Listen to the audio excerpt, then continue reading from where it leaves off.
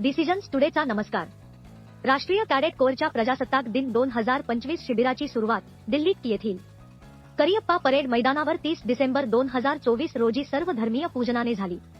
यात 917 girl cadets सहभागी होणार असून या वर्षीच्या शिबिरात सर्वात अधिक मुली कॅडेट्स आहेत. महिनाभर चालणाऱ्या या शिबिरात देशातील सर्व 28 राज्ये आणि 08 केंद्रशासित प्रदेशातील एकूण 361 कॅडेट्स सहभागी होणार आहेत. धर्म, भाषा, जात या सर्व अडथळ्यांना पार करून चारित्र्य, सचोटी, निस्वार्थ सेवा, लढाऊपणा आणि संघटना कौशल्य या सर्वोच्च गुणांचे प्रदर्शन करण्याचे आवाहन त्यांनी कॅडेट्सना केले. सहभागी कॅडेट्समध्ये देशभक्ती, शिस्त आणि नेतृत्व गुणांची प्रगल्भ भावना जागृत करणे हे या प्रजासत्ताक दिन शिबिराचे मूलभूत उद्दिष्ट आहे.